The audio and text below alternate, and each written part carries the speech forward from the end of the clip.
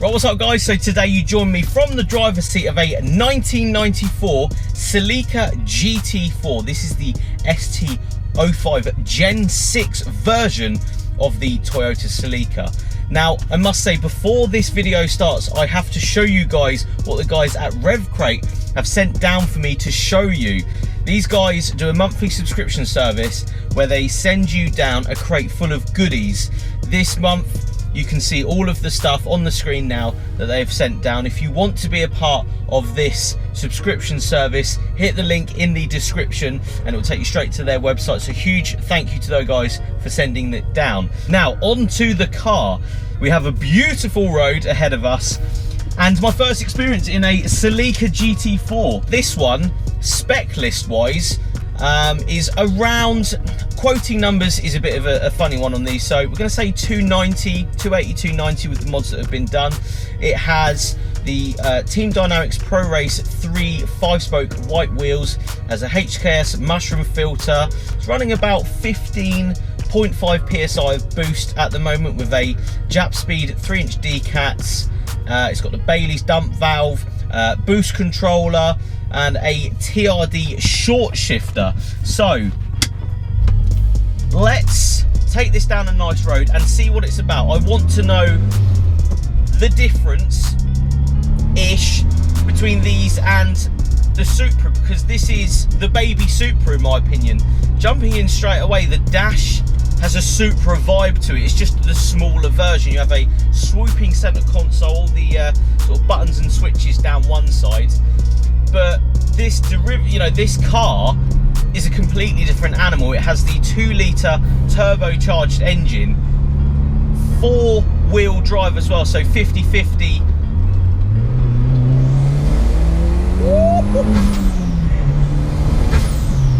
Power going through the car, Jesus, it bloody goes. Running, 15 psi through one of these, that's sort of where you want to cap it at on the sort of standard turbo standard internals. Oh, it bloody goes. Traction is a big thing. 4-wheel drive, the 50-50 sort of distribution of the power. Brakes are very good as well. Oh, very, very nice. I'm a big fan of the style of these cars. Even before you step in it, you sort of know something's going on. The big hood vents and the sort of aggressive sort of front end coming down to sort of a swooping coupe. This one actually has the GT4 carbon fibre spoiler extensions on the back as well. So it brings that rear spoiler up as well. So it's got a really, I'd say, Larry styling in parts. The rest of the car is very sort of modest coupe shape, sort of styling wise, but you see those big vents on the bonnet, you see the big wing, and you think something more is going on, and that sort of defines it from the others, the other Celicas and the other sort of coupes that you would see from this sort of generation. Sort of shows a bit more racing pedigree as well, I think, with the sort of styling front. Drivability, that's the biggest thing with these. You get a very big sense that these are built for purpose. You have to sort of be very knowledgeable with these cars, I think.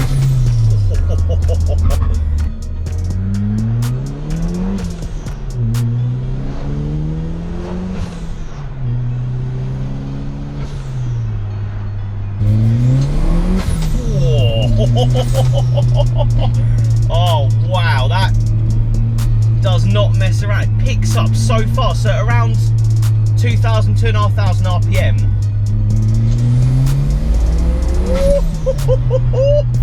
The turbo just comes in so thick and fast. This being, derived from a rally car, that's what you got to remember. The whole sort of setup of these cars, rally car based, but for the road. The GT4 being what it is, oh, it's got such a good driving feel. You feel that 4-wheel drive system really tipping in. You really do feel that it's just working in your benefit constantly. The sort of activeness of the car with no slip no sort of, you know, drama. It's a point and squirt sort of car. That's what I'm going to say. It's a point and squirt sort of car. You can just point it in any direction, and it just flies. The four-wheel drive system is the best bit though. You feel that rear end working with the front end massively in your favour. This has also got a TRD short shifter as well, so it's so notchy. The gearbox feels just so nice. The throw and sort of selection of gear process is it's a sensation. It just clips right in. Feels really, really good. So guys, let's have a quick look around this Celica GT4. Styling wise, to start with, front end, you know, the four sort of quad headlight look at the front looks really, really cool. You know this car is this car just from that sort of front end.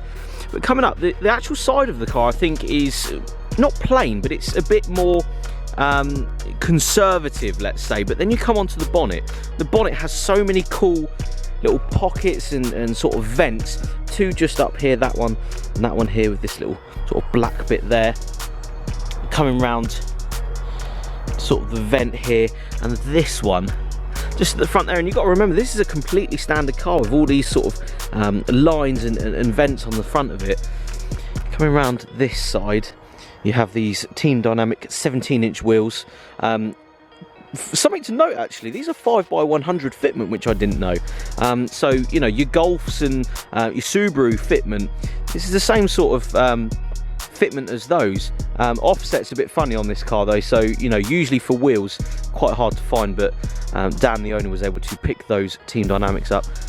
Coming around the back though, pièce de résistance of this car, the rear wing. This has the carbon fibre extension just here with the GT4 logo going across. It makes a massive difference to the height and sort of aggression of the rear of the car, I think, bringing that spoiler up. Coming back around the back, you instantly know this is a Celica by the sort of shape of the back of the car and how it looks. Quite easy to, you know, spot, especially with all the, I'm not going to say boring cars these days, but you know, generic stuff that you see. It's quite nice to see one of these out, you know, being kept up in this condition as well. Fantastic condition. Coming inside the car though, I've got to show you these grey leather seats that have come from Australia. I can only imagine. Leave a comment below if you know, but these were only sold in Australia. I'm convinced that they were. This country in the UK, I think you could get black leather, but the grey leather was only actually sold in Australia as an Australian option. So something to definitely note. The inside though, fantastic condition, beautiful, beautiful condition. You actually do have cup holders and a armrest there as well, and you do have climate control just there in these as well. This one has a suede Momo steering wheel as well, and these seats are, you know, you can see it in this sort of angle. They're sort of buckety, but very, very comfortable at the same time. So obviously marketing this as a comfy coupe, but with that sort of power. Doesn't get any better than that. Coming under the engine bay as well, you have the 2-litre turbocharged engine, 4-wheel drive system going underneath the car as well. This one having a couple of modifications, Bailey's dump valve, a couple of Samco bits, the HKS mushroom filter as well. This one actually has an upgraded Mishimoto radiator as well. Something to point out, that these cars love their cooling. They've got to keep, you know, cool with that sort of power and stuff going through the 2-litre turbocharged engine. So something to point out, that, you know, replacing the radiator is a big thing on these. I've got to admit, seats as well. Seats, I've got to point out, these, correct me if I'm wrong, comment section, the grey leather was only available in Australia. So to have this car in the UK means that it either had to go, was bought in Australia at some point and came to Japan, and then from Japan came to the UK because it's a Japanese import. So something to you guys to think about. This car has probably been around the world a lot further than I have. I'm just loving the feel. The feel is just, feel from the steering, feel from that turbocharger really coming in. The feel of the platform of this car. From the factory, these have braces, it has strut braces in the front and in the back of the car from the factory. You can feel that really working because there's no real roll from the car. It's very on point with wherever you want to put it. Oh, it just, it won't slip. Oh, it won't slip at all. Oh, that is a sensation. That is right there. The package is what I'm going to point out. The four-wheel drive system coming into its own. Your cresting boost, oh, and it just will throw you around a corner. And that gearbox, I am a huge fan of that gearbox. The notchiness and the feel is just, oh, it's everything. It's a list of things that makes this car just what it is. The feel from the steering, the direction, and the sort of the pace of the steering is very, very quick, I think, on this.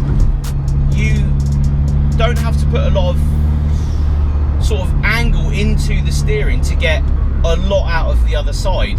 Do you know, it's funny, I'm driving past some older gentlemen there, and they're like, oh my god, look at that car. And it's like, yeah, this is what they used to build. Do you remember when cars were cool? They were built like this. Now this is actually a daily driver for Dan. He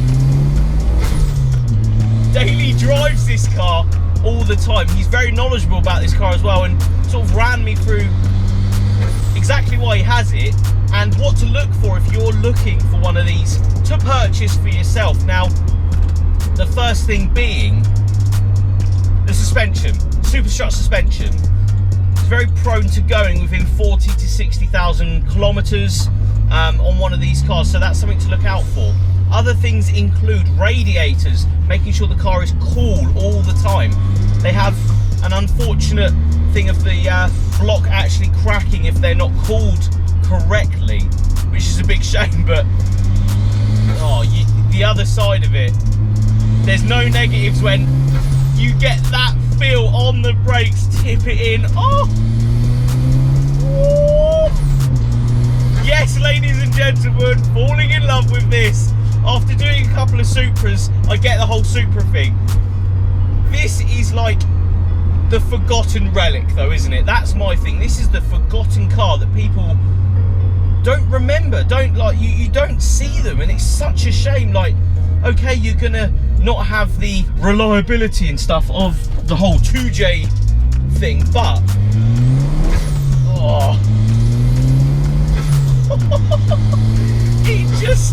it bloody flies, right? It absolutely flies. The four-wheel drive is aggressive in the perfect way. The steering is exquisite. The gearbox notchiness. You can feel that this is just a rally car for the road, and I absolutely love that. So I'd like to thank you all for watching. I'd like to thank Dan for letting me take his beautiful GT4 out for a shoot today, and I'd like to thank you all for watching. Head over to fydapparel.com, cop yourself some FYD merch to support the channel, and I'll see you all on the next video. Cheers, guys.